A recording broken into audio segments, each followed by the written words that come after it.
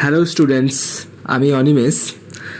আজ এই নতুন ভিডিওতে আমরা ডিসকাস করব যে তোমরা যারা মাধ্যমিক দিয়ে ফেলেছ তারা কিভাবে ক্লাস 11-এর ফিজিক্স পড়া স্টার্ট করবে।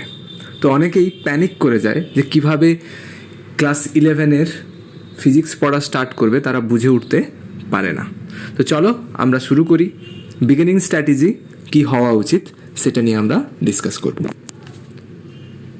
তো ফার্স্টেই আমাদের ওয়েস্ট বেঙ্গলে সবচেয়ে পপুলার যে ফিজিক্স বই, তা তোমরা সবাই জানো যে দেওয়ারি মজুমদার মাইতি অর্থাৎ ছায়া প্রকাশনীর এই ফিজিক্স বইটা যেটা তোমরা স্ক্রিনে দেখছো, এটা হচ্ছে সবচেয়ে পপুলার ফিজিক্স বই। তো তোমরা যারা ফিজিক্স পড়া শুরু করেছো বা শুরু করতে চাইছো, আশা করি তোমাদের সবার কাছে এই বইটি আছে, বা যারা কেনোনি ওরা অবশ্যই কিনে ফেলবে। এবার যেটা বলার বিষয় যে এই বইটা এত লেন্দি, তোমরা সবাই দেখেছো যে এটা পেজ নাম্বার প্রায় 1100-র কাছাকাছি। তো এখানে টোটাল 27টা চ্যাপ্টারে ভাগ করা আছে, 27টা চ্যাপ্টারে ভাগ করা আছে। তো তোমরা বুঝতেই পারছো যেখানে 11-12 যেখানে 9-10-এ তোমরা হয়তো 10টা 12টা করে চ্যাপ্টার পড়েছো, সেখানে এক ধাক্কায় 27টা চ্যাপ্টার দেখেই অনেকে হয়তো চমকে গেছো যে কতটা পরিমাণে পড়তে হবে। তো এটা দেখেই অনেকে প্যানিক করে যায়। কিন্তু অ্যাকচুয়ালি কি হয়, তোমরা যদি এনসিইআরটির বই দেখো, এনসিইআরটির বই বা এনসিইআরটি সিলেবাস দেখো, বা এদের এখানে যে গভর্নমেন্টের যে সিলেবাস দেওয়া আছে ওখানে দেখো, ওখানে কিন্তু এতগুলো চ্যাপ্টারে ডিভাইড করা থাকে না। তোমাদের আমি এনসিইআরটির বইও দেখাবো, এনসিইআরটির সিলেবাস, এনসিইআরটির কটা চ্যাপ্টার আছে সেগুলোও দেখাবো। তো আমি যেটা বলছি যে এই বইটা দেখে কিন্তু প্যানিক করে যাওয়ার মতো কিছু নেই, কারণ এই বইটাতে ওয়েস্ট বেঙ্গলের সিলেবাস তো অবশ্যই কভার করে, ওয়েস্ট বেঙ্গল এইচএসের সিলেবাস কভার করে, তাছাড়াও নিটের সিলেবাস, আর জেইই মানে আমি বলতে চাইছি জেইই মেন্স, জেইই অ্যাডভান্স আর ডব্লিউবিজেইর কথা। তো এই সমস্ত এক্সাম কিন্তু এই একটা বইতে কভার করেছে। ইভেন ওদের প্রিভিয়াস ইয়ারের সমস্ত প্রায় যদি ধরো 10 বছরের লাস্ট 10 বছরের কোয়েশ্চেন, ওগুলো সব কিন্তু চ্যাপ্টার ওয়াইজ দেওয়া আছে, এবং এত পরিমাণ ম্যাথমেটিক্যাল এক্সাম্পল দেওয়া আছে যার ফলে এই বইটা খুবই লেন্দি হয়ে গেছে। কিন্তু তোমরা এটা মেনে চলো যে এই বইটা কিন্তু তোমাকে পুরোটা পড়তে হবে না, তোমাকে সিলেক্টেড কিছু জিনিস এখান থেকে পড়তে হবে। সেটা তুমি যে টিচারের কাছে পড়ছো বা ভবিষ্যতে পড়বে, উনি তোমাকে অবশ্যই ভালো করে বুঝিয়ে দেবেন। তো এটা নিয়ে এখন প্যানিক করার মতো কিছুই নেই। এবার আমি যদি আরও ডিটেলসে বোঝাতে চাই, তুমি যদি এই বইটার যে সূচিপত্র দেওয়া আছে ওখানে যদি খোলো, তাহলে তুমি যেটা দেখতে পাবে ইউনিট করে ভাগ করা আছে। যেমন ফার্স্ট ইউনিট দেখো 11-12-এ আমরা এরকম ইউনিট হিসেবে ভাগ করে নিই, ভাগ করা থাকে সিলেবাসটাকে। তো ফার্স্ট ইউনিটে যেটা তুমি দেখতে পাচ্ছ, এখানে ফার্স্ট ইউনিটে আছে ভৌত বিশ্ব ও পরিমাপ বলে, এখানে ইউনিটটার নাম বাংলাতে দেওয়া আছে, তো ইউনিটস অ্যান্ড মেজারমেন্ট বলে ও বলা হয়। যাই হোক, তার আন্ডারে একটাই চ্যাপ্টার আছে যেটা হচ্ছে ভৌতরাশি, পরিমাপ ও মাত্রা। সেই রকম দেখো সেকেন্ড ইউনিটে, এখানে যে সেকেন্ড ইউনিট স্মৃতিবিজ্ঞান দেওয়া আছে, কাইনেমেটিক্স বা কাইনেটিক্স বলা হয়, কাইনেটিক্স। তো কাইনেটিক্সে এখানে কাইনেটিক্সের আন্ডারে কী কী চ্যাপ্টার থাকে, একমাত্রিক গতি বলে একটা চ্যাপ্টার আছে, দেখো ফার্স্ট একমাত্রিক গতি। তাছাড়া ভেক্টর বলে একটা চ্যাপ্টার আছে। তো এই দুটো চ্যাপ্টার মিলে কিন্তু এই মডিউলটা অর্থাৎ ইউনিটটা তৈরি হলো, যেটা স্মৃতিবিজ্ঞান বা কাইনেটিক্স বলা হয়। তো সেই রকম আমি যদি থার্ড ইউনিটে আসি, গতীয় সূত্র, দেখো গতীয় সূত্রাবলী দেওয়া আছে। তো এটা হচ্ছে থার্ড ইউনিট। এই থার্ড ইউনিটের আন্ডারে কিন্তু আবার 3টে চ্যাপ্টার আছে, ছোট ছোট 3টে চ্যাপ্টার। একটা হচ্ছে নিউটনের গতিসূত্র, সেকেন্ড চ্যাপ্টার হচ্ছে ঘর্ষণ, থার্ড চ্যাপ্টার হচ্ছে বৃত্তীয় গতি। তো এই 3টে ইউনিট মিলে এই 3টে চ্যাপ্টার মিলে কিন্তু এই ইউনিটটা তৈরি হলো। তো এই রকম এক একটা ইউনিটকে আবার ছোট ছোট চ্যাপ্টারে ভাগ করা হয়েছে। তো তাই এখানে কিন্তু চ্যাপ্টারের সংখ্যা অনেক বেড়ে গেছে, যেটা 27-এ গিয়ে পৌঁছেছে। তো এটা দেখে কিন্তু প্যানিক করার মতো কিছুই নেই। এবার তোমার যেটা স্ট্র্যাটেজি হওয়া উচিত, তো তুমি কিন্তু প্রত্যেকটা চ্যাপ্টারের জিস্ট অর্থাৎ সামারি তৈরি করো। ওটা মেন যে টপিকগুলো যেটার এনসিইআরটির সিলেবাসে আছে ওইগুলো আগে কভার করার চেষ্টা করো। তো ওইগুলো কভার করে ওখান থেকে যদি ম্যাথমেটিক্যাল এক্সাম্পল প্র্যাকটিস করতে থাকো তো সেটাই মোর দেন সাফিসিয়েন্ট হয়ে যায়।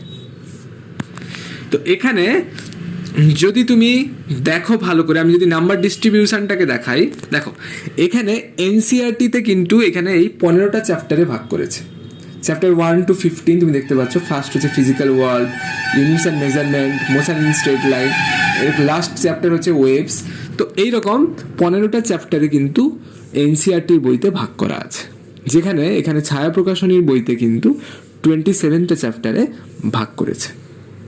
তো এখান থেকে তোমাকে আমি বারবার যেটা বলছি, প্যানিক করার কিছুই নেই। 27টা চ্যাপ্টার কিন্তু দেখতে মনে হচ্ছে যে 27টা, কিন্তু এর মধ্যে এমন কিছু হিটের আন্ডারে যে চ্যাপ্টারগুলো আছে ওগুলো এত ছোট ছোট কয়েকটা চ্যাপ্টারকে ভাগ করে দিয়েছে যে ওগুলো কিন্তু ভাগ করার দরকার ছিল না। এবার আমি যদি নাম্বার ডিস্ট্রিবিউশনে আসি, তাহলে দেখো physical world and measurement first যে ইউনিটটা, সেখান থেকে কিন্তু তোমাদের 2 মার্ক আসবে 11-এর এক্সামে। কাইনেটিক্স যদি বলো, কাইনেটিক্সে কিন্তু 10 মার্ক আসে। তারপরে লজ অফ মোশন 10 মার্ক, এরকম 10 মার্কের অনেকগুলো আছে, যেমন অসিলেশন অ্যান্ড ওয়েভ, এটাও 10 mark. Bulk properties of material যে 10 মার্ক। এই চ্যাপ্টারটা কিন্তু বেশ লেন্দি আছে, কারণ এখানে অনেকগুলো চ্যাপ্টারে ছায়া প্রকাশনীতে ভাগ করেছে। আর সত্যি কথা বলতে এখানে কিন্তু এই চ্যাপ্টারটা মানে এই মডিউলটা বেশ লেন্দি। তাছাড়া এই মডিউল ছাড়া অন্যান্য মডিউলগুলো কিন্তু খুব একটা এতটা লেন্দি নয়, আর এটা পড়তেও খুব একটা ডিফিকাল্ট হয় না। তো তোমাদের ফিজিক্স স্টার্ট করতে গেলে যে বেসিক কনসেপ্টগুলো তোমাদের থাকা দরকার, সেটা আমি যদি বলি তাহলে দেখো বেসিক্স অফ ক্লাস 9 ফিজিক্স দরকার। তোমরা অনেকেই জানো না হয়তো যে ক্লাস 9-এর সিলেবাসের সাথে ক্লাস 11-এর সিলেবাস অনেকটাই সিমিলার। ওখানে তোমরা ইউনিটস অ্যান্ড মেজারমেন্ট পড়েছো, তারপরে ওখানে তুমি নিউটন ল পড়েছো, তারপরে ওখানে সরণ ত্বরণ মন্দন ওইসব নিয়ে ডিটেলসে আলোচনা করা হয়েছে। তো সেই রকম ক্লাস 9-এ যেগুলো তুমি পড়েছিলে এখানে 11-এও কিন্তু ওইগুলো আমরা আরও ডিটেলসে যাব। যদি তোমরা নিট আর জেইর জন্য প্রিপারেশন নাও, এখান থেকে নিউমেরিক্যাল প্রচুর প্র্যাকটিস করতে হবে। বা তুমি যদি WBJEর জন্য বলো, জেনপার জন্য বলো, কিন্তু ওখানে তোমাকে নিউমেরিক্যাল প্র্যাকটিস করতে হবে। তো বেসিক্স অফ ক্লাস 9 এটা হচ্ছে খুবই ইম্পর্টেন্ট একটা ফ্যাক্টর। তো তারপরে যেটা তোমার দরকার, দ্য বেসিক অফ ম্যাথস দরকার। তো ক্লাস 9-10-এ তুমি যে বেসিক কভার করেছো ম্যাথের, সেটা তো অবশ্যই দরকার। তাছাড়াও যেটা লাগে ট্রিগোনোমেট্রি। তো তোমরা অনেকেই ত্রিকোণমিতি কিন্তু ক্লাস 10-এ শেখোনি, যেহেতু তোমাদের লাস্টের দিকে যখন সিলেবাস চেঞ্জ হলো, ধরো দুর্গাপুজোর টাইমে, মানে অক্টোবরের দিকে হয়তো, তো তখন যখন সিলেবাস চেঞ্জ করলো, যে কিছু চ্যাপ্টার বাদ দিয়ে দিল, তখন কিন্তু ত্রিকোণমিতিটা ওখান থেকে বাদ দিয়ে দিয়েছিল। তো এটা কিন্তু খুব একটা খারাপ ফ্যাক্টর হয়ে গেছে ক্লাস 10-এর স্টুডেন্টদের জন্য। তারা অনেকেই কিন্তু ত্রিকোণমিতি শেখেনি, যেটা ফিজিক্সের ক্ষেত্রে খুব প্রবলেমেটিক হতে পারে। তাই আমি তোমাদের সাজেস্ট করব যে তোমরা যে স্যারের কাছে ম্যাথ পড়ছো ওনাকে বলো ট্রিগোনোমেট্রি দিয়ে স্টার্ট করতে। ট্রিগোনোমেট্রি দিয়ে যদি তিনি স্টার্ট করেন তাহলে তোমাদের ফিজিক্স বুঝতে অনেক সুবিধে হবে। তো ট্রিগোনোমেট্রি কিন্তু বেসিক স্ট্রাকচার অফ ফিজিক্সের মধ্যেই পড়ে। তো ফিজিক্স পড়তে গেলে ট্রিগোনোমেট্রি কিন্তু ভালো করে আসা চাই। তাছাড়াও ডেরিভেটিভ বলে একটা চ্যাপ্টার 11-এ আছে, ক্যালকুলাসের আন্ডারে পড়ে। ডেরিভেটিভ বলে একটা চ্যাপ্টার আছে, বা অন্তর্কলজ, অবকলন এসব বলে বাংলাতে। তো ওগুলো কিন্তু তোমাকে জানতে হয়। তো ওটার উপর আমি ভিডিও বানাবো, ডেরিভেটিভের বেসিক্সের উপর আমি একটা ভিডিও বানাবো। তো সেটা তোমরা অবশ্যই দেখো। তো আশা করি তোমাদের ওটা ক্লিয়ার হয়ে যাবে। তারপরে এছাড়াও কিন্তু বেসিক্স অফ ইন্টিগ্রেশন লাগে। তো ক্যালকুলাসের আন্ডারে ডেরিভেটিভ, ইন্টিগ্রেশন এই দুটো পড়ে। তো এই দুটো কিন্তু ফিজিক্সে হিউজ পরিমাণে ইউজ হয়। তো অ্যাপ্লিকেশান এই দুটোর কিন্তু ফিজিক্সে হিউজ। তো এই দুটো কিন্তু তোমাদের খুব ভালো করে জানতে হবে।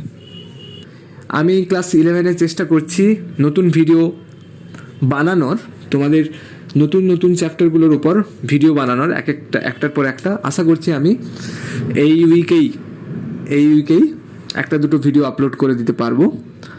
সঙ্গে থেকেও, আর অবশ্যই আমার চ্যানেল সাবস্ক্রাইব করো, ভালো লাগলে লাইক করো, শেয়ার করো, কমেন্ট করো। Good bye.